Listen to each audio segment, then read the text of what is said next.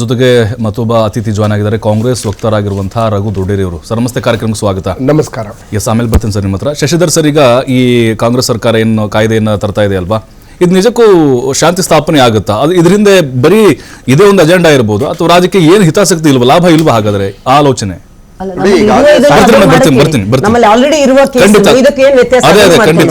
ಇದರ ವಿರುದ್ಧವಾಗಿ ದ್ವೇಷ ಭಾಷಣದ ವಿರುದ್ಧವಾಗಿ ಸಾಕಷ್ಟು ಕಾನೂನುಗಳಿದೆ. ಆದ್ರೆ ಅದು ಊರ್ಜಿತ ಆಗ್ತಾ ಇಲ್ಲ. ಅದು ಯಾವ್ದು ಎಲ್ಲದಕ್ಕೂ ಒಂದು ಕ್ಲೀನ್ ಚಿಟ್ ಅನ್ನು ಕೊಡ್ತಾರೆ. ಈಗ ಮೊನ್ನೆ ಸಿಟಿ ರವಿ ಅವರು ಮದ್ದೂರಲ್ಲಿ ಹೇಳಿರ್ತಕ್ಕಂಥ ಹೇಳಿಕೆಗಳು ತಲೆ ಕಟ್ ಮಾಡ್ತೀವಿ ಅಂತ ಹೇಳಿದ್ರು. ಅದಕ್ಕೆ ಆಲ್ರೆಡಿ FIR ಆಗಿದೆ, ಬಟ್ ಅದು ಊರ್ಜಿತ ಆಗೋದಿಲ್ಲ.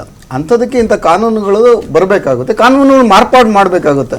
ಯಾಕೆ ಅಂದ್ರೆ ದೇಶದಲ್ಲಾಗ್ಲಿ ರಾಜ್ಯದಲ್ಲಾಗ್ಲಿ ಇಂತಹ ಸಂಘರ್ಷಗಳು ನಡೀತಾ ಇರ್ಬೇಕಂದಾಗ ಒಂದೇ ಒಂದು ಕೋಮಿನ ವಿರುದ್ಧ ಆಗಲಿ ಇನ್ನೊಂದು ಕೋಮಿನ ವಿರುದ್ಧ ಎತ್ತು ಕಟ್ಕೊಂಡು ರಾಜಕೀಯ ಓಲೈಕೆಗೋಸ್ಕರ ಇದೆಲ್ಲ ಮಾಡ್ತಾ ಇರೋದು. ಇಲ್ಲಾಂದ್ರೆ ಆರಾಮಾಗಿ ಇವರು ಅವ್ರ ಮನೇಲಿ ಬಿರಿಯಾನಿ ತಿಂತಾರೆ, ಅವ್ರು ಇವ್ರ ಮನೇಲಿ ಬಿರಿಯಾನಿ ತಿಂತಾರೆ. ಅದೇನ್ ಪ್ರಾಬ್ಲಮ್ಸೇ ಇಲ್ಲ. ವೋಟ್ಗೋಸ್ಕರ ಮಾಡ್ತಾ ಇರ್ತಕ್ಕಂಥದ್ದು. ಇವತ್ತು ಹೇಳ್ತೀನಿ, ಬಿಜೆಪಿನವರು ಸಾಕಷ್ಟು ಹೇಳಿಕೆಗಳನ್ನು ಕೊಟ್ಟಿದ್ದಾರೆ. ಅದು ಲಿಸ್ಟ್ ಎಲ್ಲ ನಮ್ಮ ಹತ್ರ ಇದೆ. ಅದಕ್ಕೆ ಬರೋಕ್ ಮುಂಚೆ ಹೇಳ್ತೀನಿ, ಮುಸಲ್ಮಾನರು 50% ಬಿಜೆಪಿ ವೋಟ್ ಕೊಟ್ಬಿಡ್ಲಿ. DK ಶಿವಕುಮಾರ್ ಹೇಗೆ ನಮ್ಮ ಬ್ರದರ್ಸ್ ಅಂಡ್ ಸಿಸ್ಟರ್ಸ್ ಅಂತ ಹೇಳಿದ್ರಲ್ಲ, ಇವ್ರು ಏನ್ ಹೇಳ್ತಾರೆ ಬಿಜೆಪಿನವರು, ಅವ್ರು ನಮ್ಮ ಅತ್ತೆ ಮಾವ ಅಂತ ಹೇಳ್ತಾರೆ.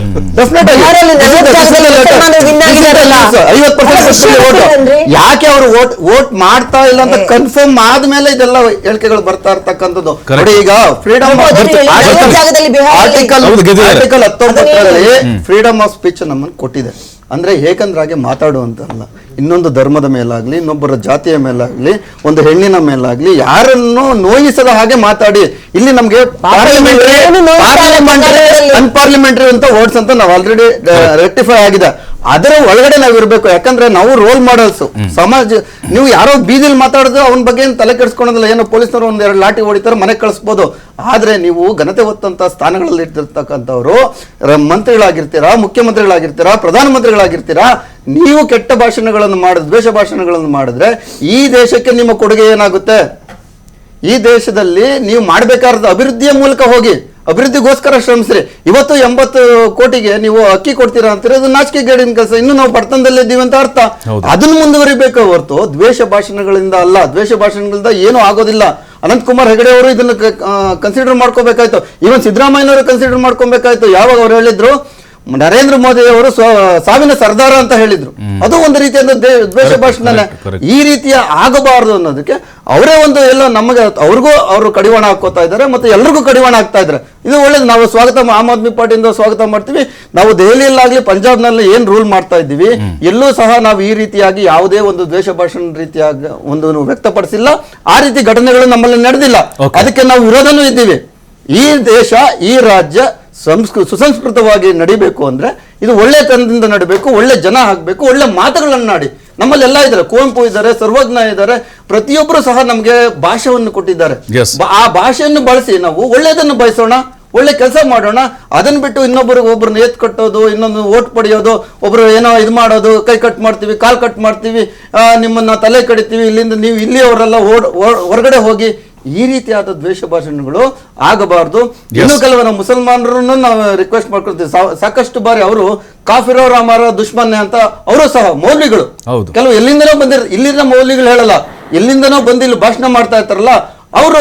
ಜಾಕಿರ್ ಹುಸೇನ್ ಅಂತವ್ರು, ಜಾಕಿರ್ ನಾಯಕ್ ಅನ್ಸುತ್ತೆ, ಜಾಕಿರ್ ನಾಯಕರು ಸಾಕಷ್ಟು ದೇಶಗಳು ಅವ್ರನ್ನ ಬ್ಯಾನ್ ಮಾಡಿದ್ದಾರೆ. ಅಂತಹ ವ್ಯಕ್ತಿಗಳು ಬಂದು ಇಲ್ಲಿ ದ್ವೇಷ ಭಾಷಣಗಳು ಮಾಡ್ತಾರೆ. ಅದು ಸಹ ಕಡಿವಾಣ ಆಗ್ಬೇಕು ಅಂತ ಇಂಥ ಕಾನೂನುಗಳು ಇರಲೇಬೇಕು. ನಿಜ ಸರ್, ನಿಜ. ರಘು ಸರ್, ಈಗ ಈ ಕಾಯ್ದೆ ಏನು ತರ ಹೊರಟಿದ್ದೀರಿ, ಮೊದಲು ಕಾಂಗ್ರೆಸ್ ನಾಯಕರ ಮೇಲೆ ದೂರ ಆಗಬೇಕು. ಸಿದ್ದರಾಮಯ್ಯನವರು ಅಂದಿಲ್ವಾ? ಸಿದ್ದರಾಮಯ್ಯನವರು ಮಾತಾಡಿಲ್ವಾ ಹಿಂದೂ ಧರ್ಮದ ಬಗ್ಗೆ? ಇದೇ ಪ್ರಿಯಾಂಕ್ ಖರ್ಗೆ ಅವರು ಮಾತಾಡಿಲ್ವಾ? ಸತೀಶ್ ಜಾರಕಿಹೊಳಿ ಮಾತಾಡಿಲ್ವಾ? RSS ಬಗ್ಗೆ ಅವರು ವಿರೋಧ ಮಾಡಿಲ್ವಾ? ದೇಶದ್ರೋಹಿ ಸಂಘಟನೆ ಈ ರೀತಿ ಮಾತಾಡಿಲ್ವಾ? ಹಾಗಾಗಿ ನಿಮ್ಮ ಮೇಲೆ ಫಸ್ಟ್ ಕೇಸ್ ಆಗುತ್ತೆ ಅಂತ ನೋಡಿ, ಮೊದಲನೇದಾಗಿ ಏನು ಇವತ್ತು ರಾಜ್ಯ ಸರ್ಕಾರ ಅಧಿಕಾರಕ್ಕೆ ಬಂದಿದೆ. ರಾಜ್ಯ ಸರ್ಕಾರದ ಜವಾಬ್ದಾರಿ ಈ ನಾಡಿನ ಜನರನ್ನ ಶಾಂತಿಯುತವಾಗಿ ಸರ್ವ ಜನಾಂಗದ ಶಾಂತಿಯ ತೋಟವನ್ನ ಕಟ್ಟುವುದು ನಮ್ಮೆಲ್ಲರ ಜವಾಬ್ದಾರಿ. ಪ್ರತಿಯೊಬ್ಬ ಪ್ರಜೆಗೂ ಕೂಡ ಒಂದು ಸೇಫ್ ಎನ್ವೈರನ್ಮೆಂಟ್ ಅನ್ನು ಕ್ರಿಯೇಟ್ ಮಾಡುವ ಜವಾಬ್ದಾರಿ ರಾಜ್ಯ ಸರ್ಕಾರಕ್ಕಿದೆ. ರಾಜ್ಯ ಸರ್ಕಾರ ಆಕ್ಚುಲಿ ತರ್ತಾ ಇರತಕ್ಕಂಥ ಉದ್ದೇಶ ಏನು? ಯಾರು ಕಾನೂನನ್ನ ಉಲ್ಲಂಘನೆ ಮಾಡ್ತಾರೆ, ಯಾರು ಬಾಬಾ ಸಾಹೇಬ್ ಅಂಬೇಡ್ಕರ್ ಕೊಟ್ಟಿರ್ತಕ್ಕಂಥ ಕಾನೂನನ್ನ ಉಲ್ಲಂಘನೆ ಮಾಡ್ತಾರೆ, ಅವರನ್ನ ಶಿಕ್ಷೆ ಒಳಪಡಿಸ್ತೀವಿ ಅಂತ ಹೇಳ್ತಿದೀವಿ. ಸೊ ಹಾಗಾದ್ರೆ ಬಿಜೆಪಿಗೆ ಯಾಕೆ ಇಷ್ಟೊಂದು ಉರಿತಾ ಇದೆ? ಯಾಕೆ ಅಂತ ಹೇಳಿದ್ರೆ ಬಿಜೆಪಿಯವರು ಚುನಾವಣಾ ಸಂದರ್ಭದಲ್ಲಿ ಈ ರೀತಿಯಾದಂತ ಬೃಹತ್ ನಾಟಕಗಳನ್ನ ಆಡ್ತಾರೆ. ಯಾವುದೇ ಇಲ್ದಿರ್ತಕ್ಕಂಥ ವಿಚಾರಗಳು, ಚುನಾವಣಾ ಯಾವ ರಾಜ್ಯದಲ್ಲಿ ಚುನಾವಣೆ ಆಗ್ತದೋ ಆ ರಾಜ್ಯದಲ್ಲಿ ಮಾತ್ರ ಗಲಾಟೆ ಬೆಂಕಿಗಳು ನಡೀತವೆ. ಯಾಕೆ ಇನ್ನು ಕರ್ನಾಟಕದಲ್ಲಿ 2023 ಯಾವುದು ಗಲಾಟೆಗಳಿರಲಿಲ್ಲ. ಜಸ್ಟ್ ಒಂದು 6 months ಮೊದಲು ಹಿಜಾಬು, ಹಲಾಲ್ ಕಟ್ಟು, ಜಟ್ಕಾ ಕಟ್ಟು, ಮತ್ತೆ ಜಾತ್ರೆಗಳು ಎಲ್ಲ ಯಾಕೆ ಶುರು ಮಾಡಿದ್ರು ಅಂದ್ರೆ ಬಿಜೆಪಿಯವರು ಈ ದೇಶದಲ್ಲಿ ಸ್ವತಃ ತಮ್ಮ ಸಾಮರ್ಥ್ಯದಿಂದ ಚುನಾವಣೆ ಗೆಲ್ಲುವಂತ ಯೋಗ್ಯತೆ ಅವ್ರಿಗಿಲ್ಲ. ಈ ರೀತಿಯಾದಂತ ನಾಟಕಗಳನ್ನ, ಈ ರೀತಿಯಾದಂತ ಪ್ರಚೋದನಾ ಹೇಳಿಕೆಗಳನ್ನ ಹೇಳಿ ಮತ್ತೆ ಇತ್ತೀಚೆಗೆ ಚುನಾವಣಾ ಆಯೋಗದ ಜೊತೆ ಸೇರಿಸಿಕೊಂಡು ಚುನಾವಣೆ ಗೆಲ್ತಾ ಇದ್ದಾರೆ. ಅಂದ್ರೆ ಬಿಜೆಪಿ ಟಾರ್ಗೆಟ್ ಮಾಡಿ, RSS ಟಾರ್ಗೆಟ್ ಮಾಡಿ ಈ ಕಾಯ್ದೆ ತರ್ತಾ ಇದ್ದೀರಿ. ಅಲ್ಲ, ನಾನು ಹೇಳ್ತಾ ಇರೋದೇನು, ನಾವು ಕಾನೂನನ್ನ ತಂದಿದ್ದೇವೆ. ಕಾನೂನು ಇವ್ರಿಗೆ ಆಗ ನೀವು ದ್ವೇಷ ಭಾಷಣ ಮಾಡಬೇಡಿ ಅಂತ ಹೇಳ್ತೀವಿ. ಬೇರೆಯವರನ್ನ ಈಗ ನಾವು ರೋಡ್ ಲೈಸೆನ್ಸ್ ಕೊಟ್ಟಿದ್ದೀವಿ, ವೆಹಿಕಲ್ ಲೈಸೆನ್ಸ್ ಯಾರ ಮೇಲೆ ಹತ್ತಿಸ್ಕೊಂಡು ಕೊಟ್ಟಿರೋದು? ನಿಮ್ಗೆ ಹತ್ತಿಸ್ಕೊಂಡು ಒಳಗಡೆ ಹಾಕ್ಬಾರ್ದಾ? ಪ್ರಧಾನಿ ಸಮಾಧಿ ಮಾಡ್ತೀವಿ ಅಂದಾಗ ಇವರು ಬಿಲ್ ಸರ್ಕಾರ ಪ್ರಶ್ನೆ ಮಾಡಬಾರ್ದು. ಅಲ್ಲ, ಇನ್ಮೇಲೆ ಸರ್ಕಾರ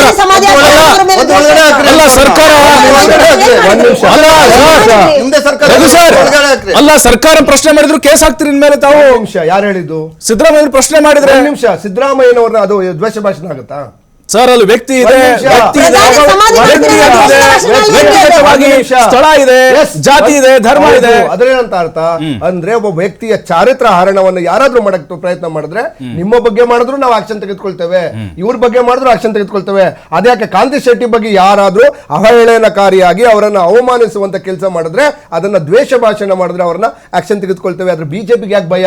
ಬಿಜೆಪಿಗೆ ಬಂಡವಾಳವೇ ಕರ್ನಾಟಕದಲ್ಲಿ ಅವರ ಯೋಗ್ಯತೆಯಿಂದ ಇಲ್ಲಿವರೆಗೂ ಅಧಿಕಾರವನ್ನ ಯಾರು ಪೂರ್ಣ ಪ್ರಮಾಣದ ಅಧಿಕಾರಕ್ಕೆ ಬಂದಿಲ್ಲ. ಬಿಜೆಪಿ ಎಲ್ಲಾ ಮಾಡಿರ್ತಕ್ಕಂಥ ಆಪರೇಷನ್ ವಿಚಾರ ಮಾಡ್ತಾ ಇಲ್ಲ. ನಾನು ವಾಸ್ತವ ಹೇಳ್ತಾ ಇದ್ದೀನಿ. ಬಿಜೆಪಿ ಅವರಿಗೆ ಇಲ್ಲಿವರೆಗೂ ಅವ್ರಿಗೆ ಭಯ ಯಾಕೆ? ದ್ವೇಷ ಭಾಷಣ ಮಾಡಿದ್ರೆ ಭಯ ಯಾಕೆ? ದ್ವೇಷ ಭಾಷಣ ಯಾಕೆ ಮಾಡ್ತೀರಾ ನೀವು? ಅಂದ್ರೆ ಅವರ ಅರ್ಥ, ಮೂಲ ಉದ್ದೇಶ ಏನು ಅಂತಾರೆ, ಬಿಜೆಪಿ ಗಲಾಟೆ ಮಾಡ್ತಾ ಇದ್ದಾರೆ ಅಂತಂದ್ರೆ ಆದ್ರೂ ದ್ವೇಷ ಭಾಷಣವನ್ನ ಮಾಡ್ತಾ ಇದ್ದಾರೆ ಎಂದು ಮಾಡ್ತೀನಿ ಅಂತ ಹೇಳ್ತಾರೆ. ನೀವು ಮಾಡಿ. ಬಾಬಾ ಸಾಹೇಬ್ ಕೊಟ್ಟಿರ್ತಕ್ಕಂಥ ಅಂಬೇಡ್ಕರ್ ಕೊಟ್ಟಿರ್ತಕ್ಕಂಥ ಸಂವಿಧಾನ ಇದೆ, ಆಕ್ಷನ್ ತೆಗೆದುಕೊಳ್ತದೆ. ನಾವೇ ಚಾಲೆಂಜ್ ಮಾಡ್ತೀವಿ ನಿಮಗೆ. ದ್ವೇಷ ಭಾಷೆ ನಮ್ಮ ರಾಜ್ಯವನ್ನ, ಕರ್ನಾಟಕ ರಾಜ್ಯವನ್ನ ಸಮೃದ್ಧವಾಗಿ ಸುಭದ್ರವಾಗಿ ಕಟ್ಟಬೇಕಾಗಿರ್ತಕ್ಕಂಥ ಒಂದು ಕಾನೂನನ್ನು ತಂದಿದ್ದೇವೆ. ನೀವು ಅದ್ರ ವಿರುದ್ಧ ಹೋಗ್ತೀನಿ ಅಂದ್ರೆ ನಾನಲ್ಲ. ಅದಕ್ಕೆ ಏನು ಕಾನೂನಲ್ಲಿ ಏನು ಬಾಬಾ ಸಾಹೇಬ್ ಅಂಬೇಡ್ಕರ್ ಕೊಟ್ಟಿರ್ತಕ್ಕಂಥ ಕಾನೂನಲ್ಲಿ ನಿಮ್ಗೆ ಏನ್ ಆಕ್ಷನ್ ತೆಗೆದುಕೊಳ್ತಾರೆ. ಬಹುದೇವಾರಾಧನೆ ಇರುವಂತಹ ಈ ದೇಶದಲ್ಲಿ ಮೂರ್ತಿ ಪೂಜೆ ಅಂತ ಹೇಳಿದ್ರೆ ದ್ವೇಷ ಆಗಲ್ವಾ? ಮೂರ್ತಿ ಪೂಜೆ ಯಾಕೆ ಮಾಡ್ತೀರಾ ಅಂತ ಹೇಳಿದ್ರೆ ಅದು ದ್ವೇಷ ಅಲ್ಲ. ಅದೇ ಪ್ರಶ್ನೆ ಉತ್ತರ ಕೊಡ್ತಾರೆ.